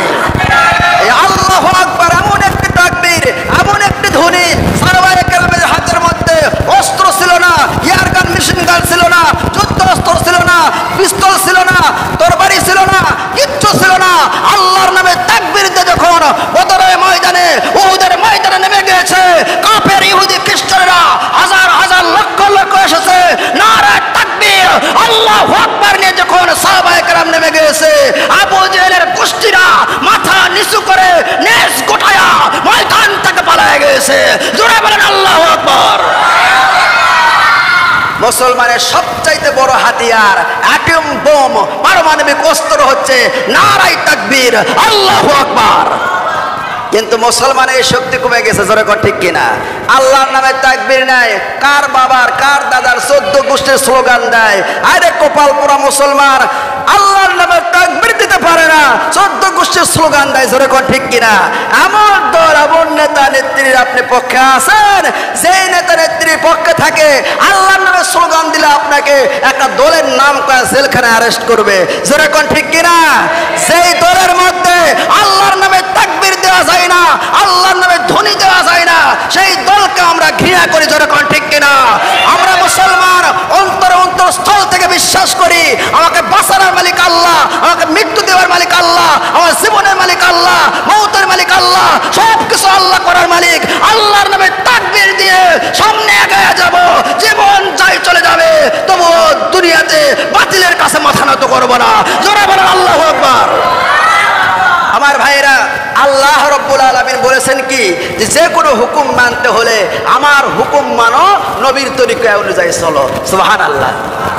আমরা এমন একটি নবীকে পেয়েছি, আহারে, যেই নবী এখনো রওজার মধ্যে শুয়ে শুয়ে ইয়া রব্বি হাবলি উম্মতি উম্মতি বলে কাঁদতেছে। সুবহানাল্লাহি বিহামদিহি। তাফসীরের মধ্যে এসেছে যে কিয়ামতের দিন আল্লাহর নবী বিশ্ব নবী জনাব মুহাম্মদুর রাসূলুল্লাহ সাল্লাল্লাহু আলাইহি সাল্লাম যখন উঠবেন, তার চোখের নিচে কালো দাগ থাকবে। সাহাবায়ে কেরাম বলেছিলেন, ইয়া রাসূলুল্লাহ, ইয়া হাবিবাল্লাহ, কালো দাগ কেন হবে? বলে যে আমি কাঁদতে কাঁদতে রওজার মধ্যে এত কাদা কেঁদেছি যে আমার চোখের নিচে কালো দাগ পড়ে যাবে। জোরে বলুন সুবহানাল্লাহ। আমার ভাইয়েরা, বিশ্ব নবী জনাব মুহাম্মদুর রাসূলুল্লাহ সাল্লাল্লাহু আলাইহি সাল্লাম উম্মতের জন্য ইয়া রাব্বি হাবলি উম্মতি বলে বলে কেঁদেছেন। দুনিয়াতে থাকতে কেঁদেছেন, মৃত্যুর পরে রওজার মধ্যে থেকেও কাঁদতেছে রে ভাই। আল্লাহর হাবিব বিশ্ব নবী জনাব মুহাম্মদুর রাসূলুল্লাহ সাল্লাল্লাহু আলাইহি সাল্লামকে 3 দিন পর্যন্ত খুঁজে পাওয়া যাচ্ছে না। সাহাবায়ে কেরাম পাগল পাগল হয়ে যায়, সমস্ত সাহাবী রাস্তায় নেমে গেল, মহিলারা পর্যন্ত রাস্তায় নেমে গেছে, যুবক যুবতী, কিশোর কিশোরী, ছোট বড় ছেলে মেয়ে, ছোট্ট ছোট্ট বাচ্চারা মাস্তুনের মধ্যে মুখ লাগায় না, তারাও যেন কাঁদে বুঝাইতে চায়, মা আল্লাহর নবী মদিনায় নাই, নবীকে ছাড়া আমরা দুধ খাবো না রে মা। ছাগল ভেড়া বকরি দুম্বাসগুলো তারাও ঘাস খায় না, পুরা মদিনার মধ্যে আলোড়ন সৃষ্টি হয়ে গেছে। আল্লাহর নবী নাই, আল্লাহর নবী নাই, দুনিয়ায় থেকে চলে গেছে, কোথায় গেছে কেউ জানে না। হযরত ওমর পাগল পাগল হয়ে যায়, তরবারিটা নিয়ে রাস্তায় নেমে গেল। এ মদিনার মুনাফিকেরা, কোথায় নবীকে রেখেছো বলো? আমার নবীকে যদি হত্যা করে থাকো তাহলে আমার ওমরের তরবারি থেকে একটা মুনাফিকও বাঁচতে পারবে না। এই বলে বলে চিৎকার মারতেছে। এমনি সময় হযরত আবু বকর এসে বলতেছে, ভাই ওমর, চিৎকার মারে চিল্লা চিল্লি করে কোনো লাভ নাই, চলেন যাই আমরা খুঁজতে থাকি নবী কোথায় গিয়েছে। 3 দিন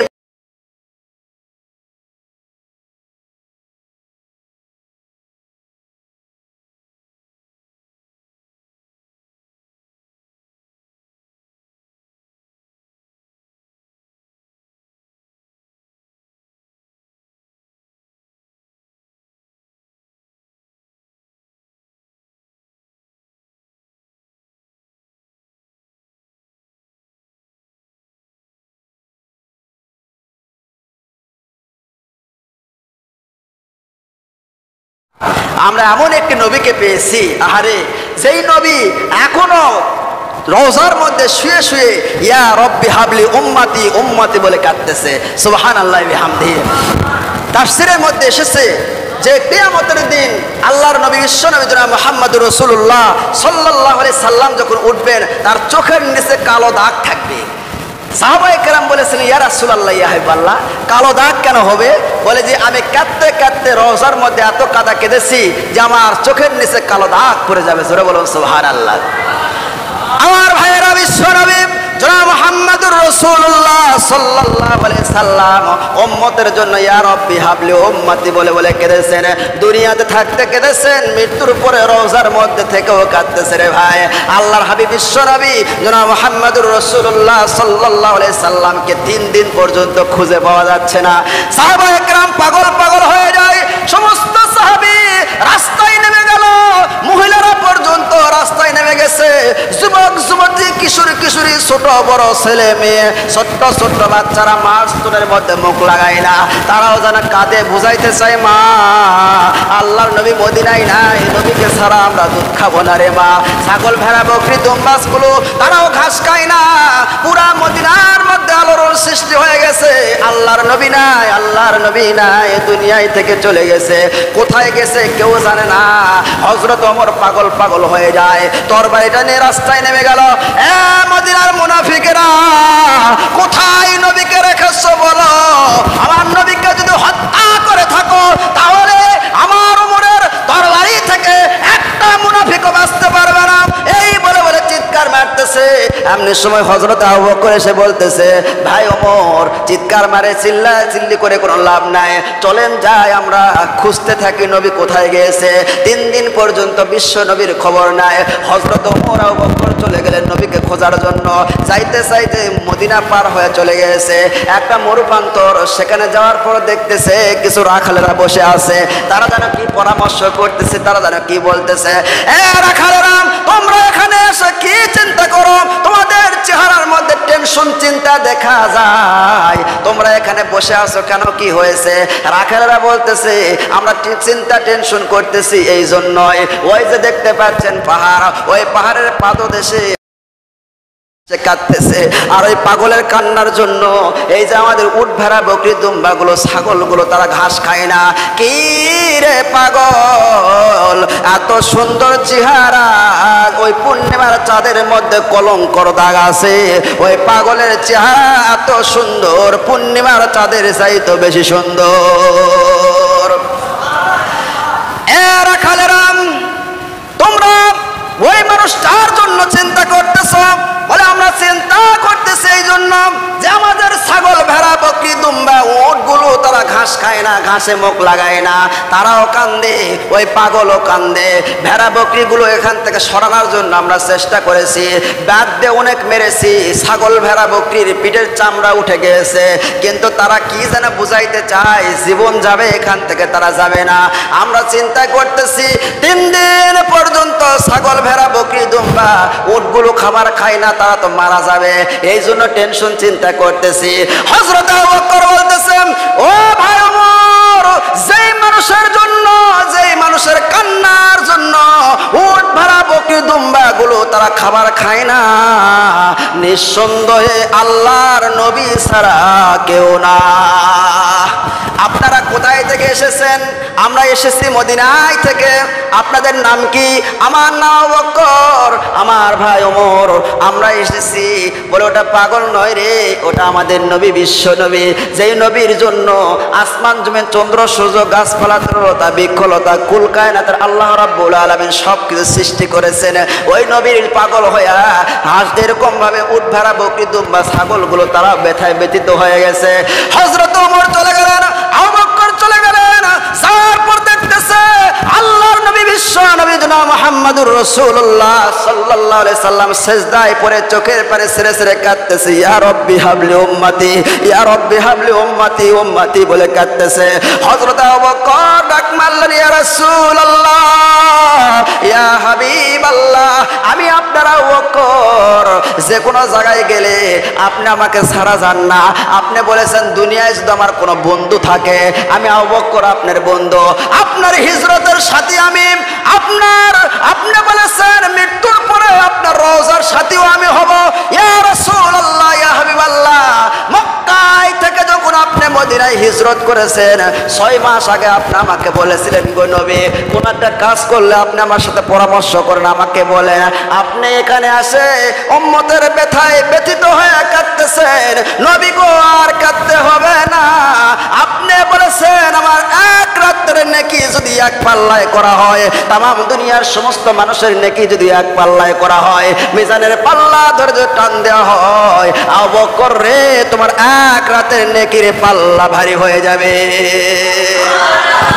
ইয়া রাসূলুল্লাহ, ইয়া হাবিবাল্লাহ, আমি আবু বকর আমার তামাম জিন্দেগীর যত নেকি আছে আপনার উম্মতের জন্য আমি ওয়াকফ করে দিলাম।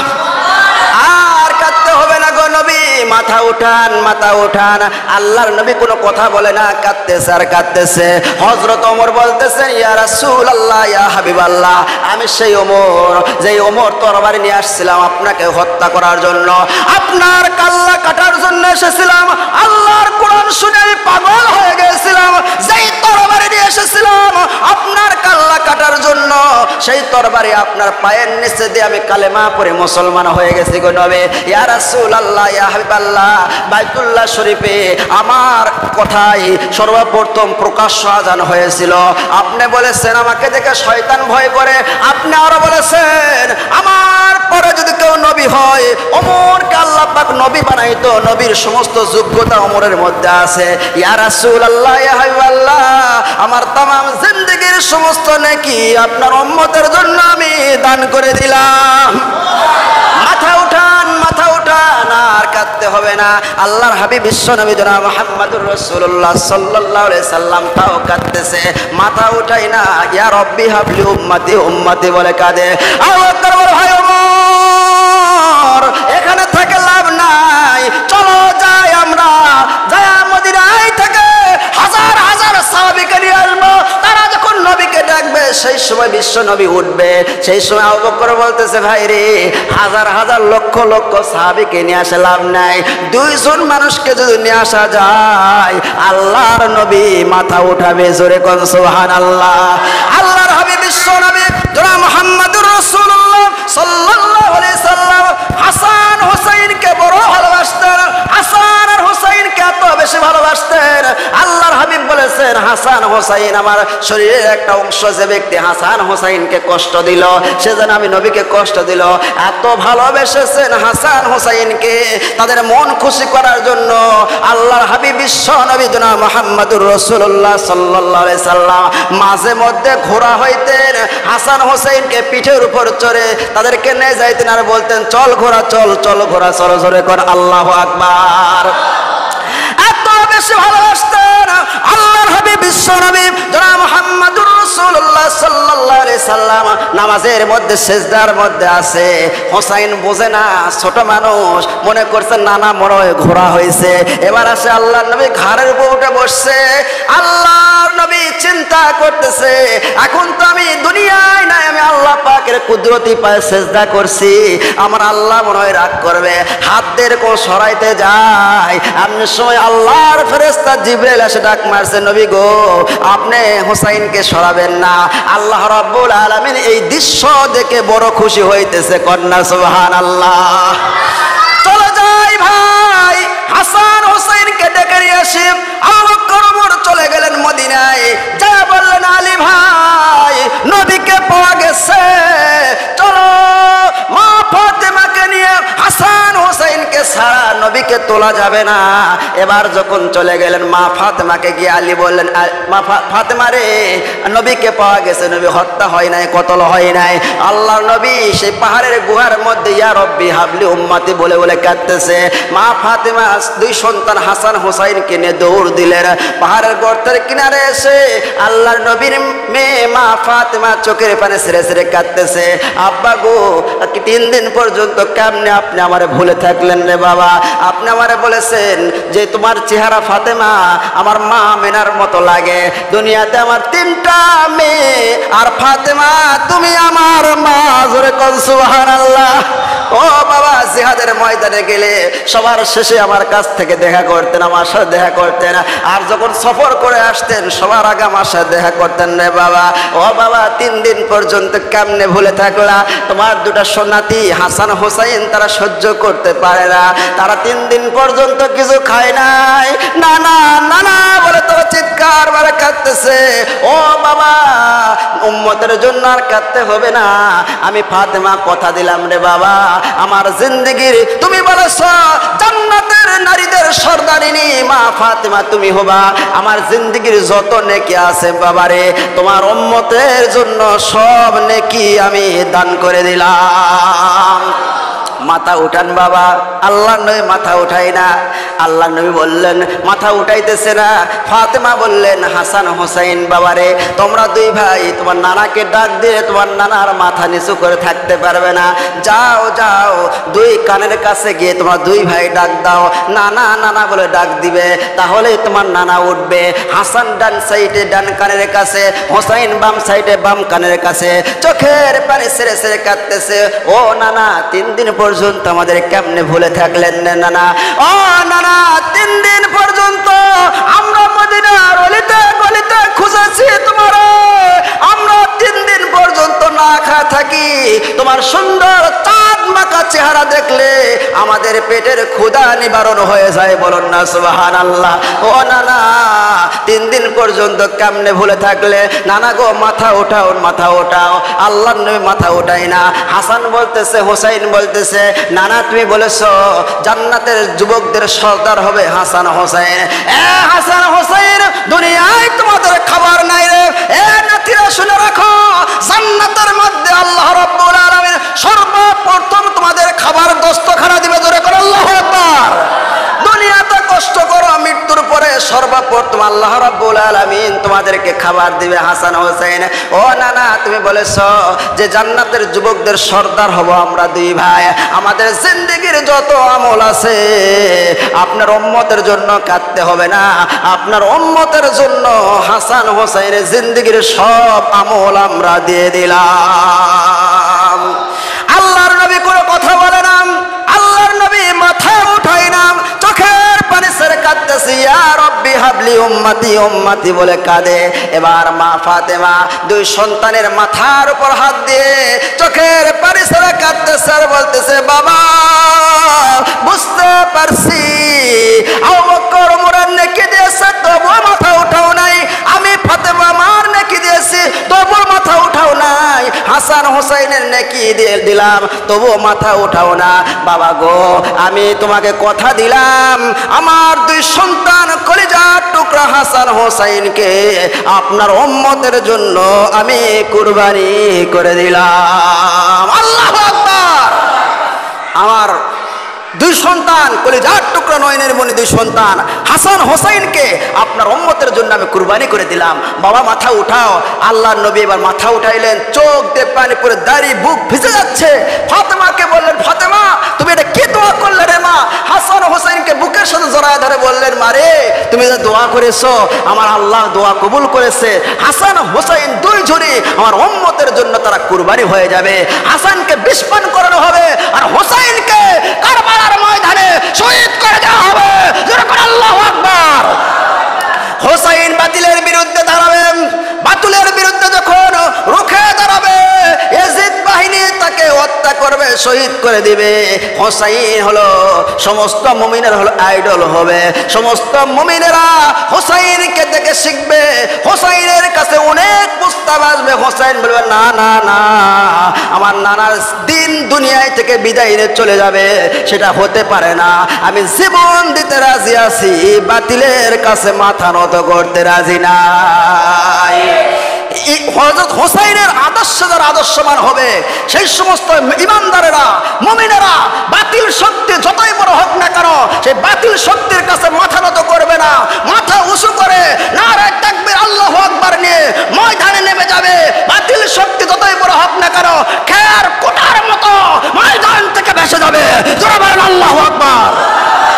আমার ভাইরা আল্লাহর হাবিব বিশ্বনবী জনাব মুহাম্মদুর রাসূলুল্লাহ সাল্লাল্লাহু আলাইহি সাল্লাম, আরে আল্লাহর নবীকে শুধুমাত্র মানুষ ভালোবেসেছে তা নয়, সাহাবায়ে কেরাম ভালোবেসেছে তা নয়, তাম দুনিয়ার সমস্ত মাখলুকাত আল্লাহর নবীকে ভালোবেসেছে। সুবহানাল্লাহ বিহামদিহি।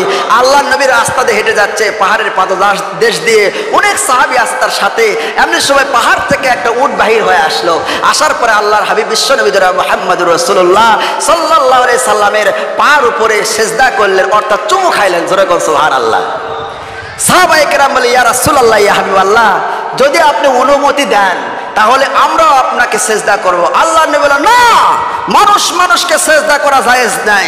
যদি মানুষ মানুষকে সেজদা করা জায়েজ থাকতো, দুনিয়ার সমস্ত মহিলাদেরকে বলতাম, নারীদেরকে বলতাম, তোমরা তোমাদের স্বামীর পায়ে সেজদা করো। জোরে করো আল্লাহু আকবার। তাহলে তুই কোন বাবা, কোন খাজা, কোন বাবা যার কথা অনুযায়ী সেই বাবার পায়ে সেজদা করো? নবীর পায়ে সেজদা করা জায়েজ না হয়, সেই বাবা হোক আর গাবা হোক আর যাই হোক না করো, তার পায়ে সেজদা করা সম্পূর্ণরূপে হারাম। জোরে বলো ঠিক কিনা? তোমার বাবা তোমার ভালো মন্দ করতে পারে না, তোমার খাজা বাবা কিছু করতে পারে না, ওই খাজা বাবার ভালো করে এক আল্লাহ। জোরে কও সুবহানাল্লাহ। মুমিন বান্দার বিশ্বাস থাকবে এই নাক এই কপাল শুধুমাত্র কেবলমাত্র একমাত্র আল্লাহর দরবারে নত হবে। দুনিয়ার কোন মানুষের কাছে নত হবে না, দুনিয়ার কোন পীরের কাছে নত হবে না, দুনিয়ার কোন সরকারের কাছে নত হবে না, দুনিয়ার যতই বড় শক্তি হোক না কেন কারো কাছে নত হবে না। জোরে বলেন আল্লাহু আকবার। আমার ভাইরা, রাসূল পাক সাল্লাল্লাহু আলাইহি সাল্লাম মসজিদের মধ্যে মেম্বারে বসে খুতবা দিতেন। মসজিদ তো পাকা ছিল না, উপরে খেজুর গাছের কান্ডা, আরে সাইড দিয়ে খেজুর গাছের ডাল, আর যেই বসে খুতবা দেয় সুন্দর মেম্বার ছিল না, খেজুর গাছের একটা গোড়া, সেই গোড়ার উপর বসে খুতবা দিতেন। উস্তুনে হান্নানা নাম তার। উস্তুনে হান্নানার উপর বসে খুতবা দিতেন। সাহাবায়ে কেরাম মনোযোগ সহকারে খুতবা শুনতেন। এক সময় কাঠের একটা মেম্বার বানানো হলো। রাসূল পাক সাল্লাল্লাহু আলাইহি সাল্লামকে বলা হলো, ইয়া রাসূলুল্লাহ, ইয়া হাবিবাল্লাহ, সুন্দর একটা মেম্বার হয়েছে, এই মেম্বারের উপরে আপনি বসে এখন খুতবা দেন। ওই উস্তুনে হান্নানাকে সেখান থেকে সরায়া বাহিরে রেখে আল্লাহর হাবিব খুতবা দিচ্ছেন, ওই মেম্বারের উপরে, সুন্দর মেম্বারের উপরে বসে ওয়াজ করিচ্ছেন। এমন সময় দেখে করুণ কণ্ঠে সুন্দর করে কে যেন ডুকরে ডুকরে কাঁদতেছে। সাহাবায়ে কেরামদের বললেন, ও সাহাবীরা, তোমাদের মধ্যে কে কাঁদে এত জোরে জোরে? সাহাবায়ে কেরাম বলে, ইয়া রাসূলুল্লাহ, আমরা তো কেউ কাঁদি না, আমরা ওয়াজ শুনতেছি, আপনি জান্নাতের বয়ান করতেছেন, আমাদের খুব ভালো লাগতেছে, আমরা তো কেউ কাঁদি না। সাহাবায়ে কেরামদেরকে বলেন, ও সাহাবীরা, আমি কান্নার আওয়াজ পাইতেছি, তোমরা কি কান্নার আওয়াজ পাও? সাহাবায়ে কেরাম বলেন, ইয়া রাসূলুল্লাহ, ইয়া হাবিবাল্লাহ, আমরাও তো মানুষের কণ্ঠে কান্নার আওয়াজ পাই। কে কাঁদে, কে কাঁদে তোমাদের মধ্যে, কে কাঁদে? সমস্ত সাহাবী বলতেছে, আমরা তো কেউ কাঁদি না। তে চুপ থাকো, দেখো কোথায় থেকে কান্নার আওয়াজ আসে। এমনি সময় দেখতেছে বাহিরে যে মরা গাছের খেজুর গোড়া, ওই খেজুর গাছের গোড়া থেকে মানুষের কণ্ঠে কান্নার আওয়াজ আসে। আল্লাহর হাবিব বিশ্ব নবী জনাব মুহাম্মদুর রাসূলুল্লাহ সাল্লাল্লাহু আলাইহি সাল্লাম চলে গেলেন খেজুর গোড়ার কাছে গিয়ে বললেন, ও খেজুর গাছের গোড়া, মরা খেজুর গাছের গোড়া রে, তুই কেন কাঁদস? কি দুঃখ, কি বেদনা, কি যন্ত্রণা, কিসের জন্য কাঁদো? খেজুর গাছের গোড়া বলতেছে, ইয়া রাসূলুল্লাহ, ইয়া হাবিবাল্লাহ, আপনি আমার উপরে বসে বসে খুতবা দেন, আমার জীবন ধন্য পূর্ণ গো নবী। আর নতুন মেম্বার হয়েছে, নতুন মেম্বারের উপর বসে বসে আপনি খুতবা দিচ্ছেন গো নবী, আপনি আমার উপর বসবেন না, এই জন্য আমি কাঁদতেছি। আল্লাহ নবী বললেন, তুমি কি চাও, তোমার কি মনের আশা, কি আকাঙ্ক্ষা? খেজুর গাছের গোড়া, আমি আল্লাহর কাছে দোয়া করে দিব, আল্লাহ পাক তোমার জীবিত করে দিবে। খেজুর গাছের গোড়া বলতেছে, না, আমি সন্তুষ্ট হতে পারলাম না। হে খেজুর গাছের গোড়া, আমি আল্লাহর কাছে দোয়া করে দিব, তোরা জীবিত করে দেওয়ার পর তোর মধ্যে এত খেজুর হবে, কিয়ামত পর্যন্ত খেজুর খাবে মানুষ, কোনোদিন শেষ হবে না। খেজুর গাছের গোড়া বলতেছে, আমি সন্তুষ্ট হতে পারলাম না। খেজুর গাছের গোড়া, শুনে রাখো, জেনে রাখো, তোমার হায়াতকে আল্লাহ রাব্বুল আলামিন কিয়ামত পর্যন্ত করে দিবে, আমি সেই দোয়া করে দিব। খেজুর গাছের গোড়া বলতেছে, আমি সন্তুষ্ট হতে পারলাম না। আল্লাহ নবী বলতেছে, তাহলে কি দোয়া করলে তুমি সন্তুষ্ট হবে? খেজুর গাছের গোড়া বলতেছে, ইয়া রাসূলুল্লাহ, ইয়া হাবিবাল্লাহ, আপনার বিচ্ছেদ বেদনা, আপনার বিরহর যন্ত্রণা আমি সহ্য করতে পারতেছি না গো নবী। নবী গো, আপনি দোয়া করেন আল্লাহর কাছে, আমার জীবিত হওয়ার দরকার নাই, কিয়ামত পর্যন্ত হায়াতের দরকার নাই। নবী গো, আমার খেজুর तमाम দুনিয়ার মানুষ খায়, সেটা আমার দরকার নাই, আপনি আল্লাহর কাছে দোয়া করেন, কিয়ামতের দিন হাসরের ময়দানে যে জান্নাত আল্লাহ পাক আপনাকে দিবে, সেই জান্নাতের পাশে যেন আল্লাহ পাক এই অদম খেজুর গাছের গোড়ার একটু জায়গা করে দেয়। কেন তুমি এই দোয়া চাও? কি হয়েছে বলো? খেজুর গাছের গোড়া কাঁদে আর বলে, ইয়া রাসূলুল্লাহ, ইয়া হাবিবাল্লাহ, জান্নাতের, আপনি যে জান্নাতে থাকবেন, সেই জান্নাতের কিনারে আমি থাকলে আপনাকে আমি দেখতে পাবো। এটাই আমার জীবনের সবচাইতে বড় সান্ত্বনা, আমার জীবনের সবচাইতে বড় পাওয়া। জোরে জোরে বলুন না সুবহানাল্লাহ। আমার ভাইরা, সেই নবীকে তাম দুনিয়ার সমস্ত মানুষেরা ভালোবাসে, সমস্ত মাখলুকাত ভালোবাসে, কিন্তু এক চক্র, এক শ্রেণীর মানুষেরা রাসূল পাক সাল্লাল্লাহু আলাইহি সাল্লাম দুনিয়াতে আসার আগ থেকে শত্রুতা শুরু করেছে, দুনিয়াতে আসার পর নবীর সাথে শত্রুতা করেছে, এখন পর্যন্ত করতেছে, কিয়ামত পর্যন্ত এই দল থাকবে। মুসলমানদেরকে নিশ্চিহ্ন করার চেষ্টা করতেছে এই ইহুদির বাচ্চারা এখন পর্যন্ত আছে। জোরে কোন ঠিক কিনা? ইহুদিরা তারা ফিলিস্তিনের বাইতুল মুকাদ্দাসকে দখল করার জন্য ফিলিস্তিনের মানুষের রক্তে রঞ্জিত করে ফেলে দিয়েছে, ফিলিস্তিনের বাড়িঘর সবকিছুকে তারা দখল করে নিয়েছে, মাটির সাথে ধূলিসাৎ করে দিয়েছে। তাদের একটাই চাওয়া, বাইতুল মুকাদ্দাস দখল করবে। ইসরায়েল বাহিনী, তোমাদের বাইতুল মুকাদ্দাস দখল হবে না। বাইতুল মুকাদ্দাস আল্লাহর ঘর দখল করতে আসলে মুসলমানের প্রথম কিবলা, এখানে আসলে তোমাদের এখানে রাজধানী হবে না, তোমাদের কবর রচনা হবে। আল্লাহু আকবার। তোমরা রাজধানী করার স্বপ্ন দেখো না। তাম দুনিয়ার সমস্ত মুসলমানের হৃদয় স্পন্দন হয়েছে বাইতুল মুকাদ্দাস। সেখানে যদি হামলা করা হয়, মুসলমানরা যেমনি ভাবে খেপে গিয়েছে, তোমরা তাম দুনিয়ার মুসলমানদেরকে মারতে পারবে, কিন্তু কোন একটা মুসলমানের সমর্থন তোমরা পাবে না। জোরে বলেন আল্লাহু আকবার। মুসলমানের মধ্যে আবার কিছু দালাল আছে। কি আছে বাবা? দালাল আছে। তারা নামধারী মুসলমান, তারা ইসরায়েলকে তারা গোপনে গোপনে সহযোগিতা করতেছে। জোরে কোন ঠিক কিনা? আর সেই টাকা দিয়ে, তাদের সেই মুসলমানের টাকা দিয়ে গোলা বারুদ কিনে, অস্ত্র কিনে মুসলমানদেরকে হত্যা করতেছে, গুলি করতেছে। জোরে কোন ঠিক কিনা? বর্তমান অবস্থা এরকম হয়েছে, বাংলাদেশে এরকম অবস্থা হয়েছে, যেই মানুষের টাকা দিয়ে, ট্যাক্সের টাকায় বন্দুকের গুলি কিনা হয়, সেই ট্যাক্সের টাকার বন্দুকের গুলি দিয়ে কোন পুলিশ মুসলমানের সন্তানকে নির্মম ভাবে গুলি করে? ঠিক কিনা? আমার ভাইরা, সেই ইহুদিরা এখনো চেষ্টা করতেছে মুসলমানদেরকে দুনিয়ার থেকে মূলোৎপাটন করার জন্য। আল্লাহর হাবিব বিশ্বনবী জনাব মুহাম্মদুর রাসূলুল্লাহ সাল্লাল্লাহু আলাইহি সাল্লাম দুনিয়ায় থেকে বিদায় নেওয়ার পরে আল্লাহর নবীর লাশ চুরি করার পর্যন্ত তারা চেষ্টা করেছে। কারা বাবা? ইহুদিরা। কারা? সেই সময় ছিল নুরউদ্দিন জাহাঙ্গীর নামে বাদশা ছিল। সেই নুরউদ্দিন জাহাঙ্গীর, তাকে আল্লাহর হাবিব স্বপ্নে দেখাইলেন, নুরউদ্দিন জাহাঙ্গীর, আমাকে তো আমার লাশ চুরি করার জন্য 3 জন ইহুদি আসছে। তাদের চেহারা এরকম, তাদের চোখগুলো হলো নীল বিশিষ্ট, নীল চোখ বিশিষ্ট 3 জন ইহুদি আসছে। তার চেহারাটাও স্বপ্নে দেখানো হয়। নুরউদ্দিন জাহাঙ্গীর ঘুম থেকে জাগ্রত হলেন, চিন্তা করলেন মনে হয় আমি কোনো শয়তানি স্বপ্ন দেখছি। আবার উনি ওযু করে নামাজ পড়ে আবার ঘুম আসলেন। পরবর্তীতে আবার স্বপ্ন দেখানো হলো। নুরউদ্দিন জাহাঙ্গীর তারা 3 বছর পর্যন্ত চেষ্টা করেছে, একেবারে আমার লাশের কাছাকাছি চলে এসেছে, আর সামান্য খুঁড়লেই আমার লাশকে তারা নিয়ে চলে যাবে। নুরউদ্দিন জাহাঙ্গীর, তুমি ব্যবস্থা নাও। আবার উঠলেন, ওযু করলেন, নামাজ পড়লেন, শুয়ে পড়লেন। 3 বার স্বপ্ন দেখেছে। জোরে কোন সুবহানাল্লাহ। আমার ভাইয়েরাম, নুরউদ্দিন জাহাঙ্গীর 3 বার স্বপ্ন দেখার পর চিন্তা করলেন এটা শয়তানের ওয়াসওয়াসা স্বপ্ন হতে পারে না। আল্লাহর হাবিব বিশ্বনবী জনাব মুহাম্মদুর রাসূলুল্লাহ সাল্লাল্লাহু আলাইহি সাল্লাম 1 বার 2 বার 3 বার স্বপ্ন দেখাইছে, নিশ্চয় এর মধ্যে কোনো কাহিনী আছে, ঘটনা আছে। আল্লাহর নবী স্বপ্নের মধ্যে ওই 3 জন মানুষের চেহারাও দেখায় দিয়েছে। নুরউদ্দিন জাহাঙ্গীর ঘুম থেকে উঠলেন, ওঠার পরে নামাজ পড়লেন, নামাজ পড়ার পরে এর পাগলা ঘন্টি বাজায় দিলেন।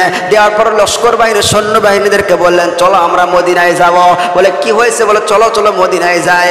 মদিনায় যাওয়ার পরে মদিনায় অর্ডার করলেন, হুকুম করলেন, এ মদিনার মানুষেরা, যত মানুষ আছে সব মানুষ আমার সাথে দেখা করতে হবে। সুবহানাল্লাহ। সব মানুষ আমার সাথে দেখা করবে। আমি কিছু পুরস্কার নিয়ে আসছি, পুরস্কার দিব। মতান্তরে বাদশা নুরউদ্দিন জাহাঙ্গীর বলেছেন যে আমি খাবার আয়োজন করবো, আজকে মেজবানি করাবো, তোমাদেরকে মেহমানি করাবো। আমি আসছি বাদশা নুরউদ্দিন জাহাঙ্গীর, মদিনায় যত মানুষ আছে সমস্ত মানুষের আজকে মেহমানদারিতে অংশগ্রহণ করতে হবে। সব মানুষ এসেছে। বাদশা নুরউদ্দিন জাহাঙ্গীরের উদ্দেশ্য হলো ওই 3 জন মানুষকে দেখার জন্য। সব মানুষকে দেখতেছে, কিন্তু ওই যে মানুষগুলো এসেছে মদিনার সব মানুষরা এসেছে দাওয়াতের মধ্যে বাদশাহ নুরউদ্দিন জাহাঙ্গীর সবাইকে দেখতেছে, ওই স্বপ্নে তিনজন মানুষকে দেখেছে, ওই তিনজন মানুষকে দেখা যায় না। এবার বাদশাহ নুরউদ্দিন জাহাঙ্গীর আশ্চর্য হয়ে গেলেন, আমি স্বপ্নে দেখলাম কিন্তু স্বপ্নের তো বাস্তবতা পাইতেছি না, তিনজন মানুষ কোথায়? এবার চলে গেলেন ঘরের মধ্যে বসে বসে চিন্তা করতেছেন তাঁবুর মধ্যে। এমন সময় একটা বৃদ্ধ মানুষকে বললেন, এই জায়গার কি সব মানুষ এসেছে?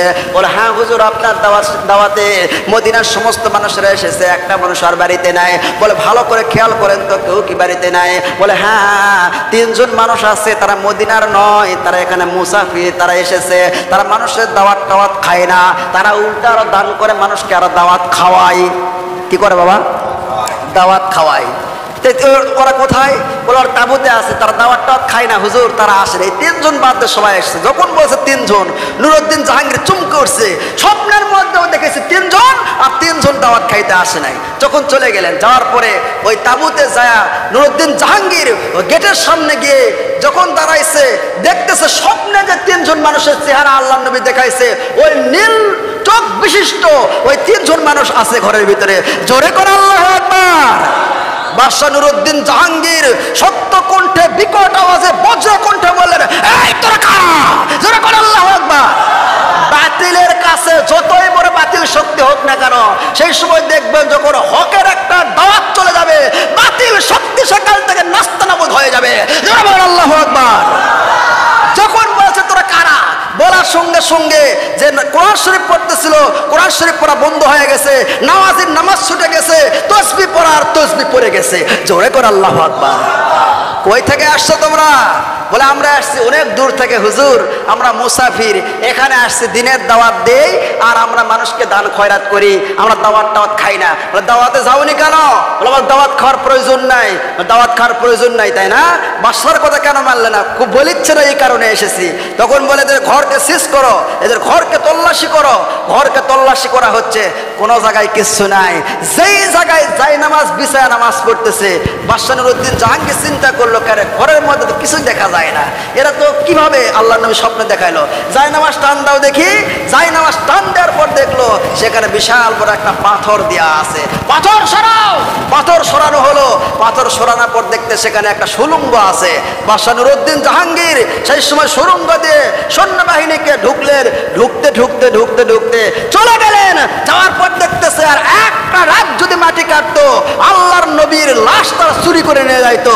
জোরে বলো আল্লাহু আকবার। বাদশাহ নুরউদ্দিন জাহাঙ্গীর অর্ডার করে দিলেন, যাও সীসা নিয়ে আসো।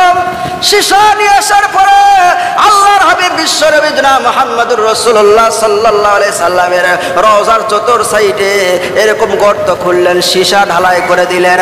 এমন সীসা ঢালাই করে দিলেন গো, আর কোনদিন কিয়ামত পর্যন্ত সে কেউ ওখানে গিয়ে আর লাশ চুরি করতে পারবে না।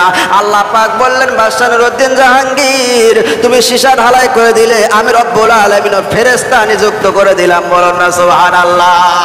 আমার ভাইরা, বাদশাহ নুরউদ্দিন জাহাঙ্গীর ওই তিনজন মানুষকে খোলা ময়দানে নিয়ে গেলেন। নিয়ে যাওয়ার পরে দেশের সামনে সব মানুষকে বললেন, এরা আল্লাহর নবীর লাশ চুরি করার জন্য এসেছিল।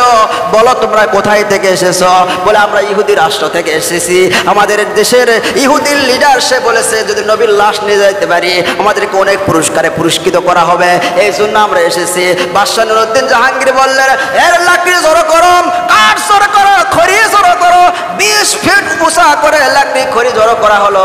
তাদেরকে সেখানে রাখার পরে আগুন জ্বালায় তাদেরকে দুনিয়ায় থেকে রাসূলের সত্য এরকম অন্যায় যারা করে, যে কোনো অন্যায় যদি করা হয় তাদেরকে বাইতুল মুকাররমের সামনে, যদি দেশের সামনে, দশের সামনে, ফেসবুক, ইন্টারনেট, ইউটিউব, টিভির মধ্যে যদি একটা আসামিকে, একটা সন্ত্রাসকে যদি এরকম ফাঁসির কাস্টে দেওয়া হয়, দুনিয়ার সবগুলা দুর্নীতিবাজেরা ভালো হয়ে যাবে।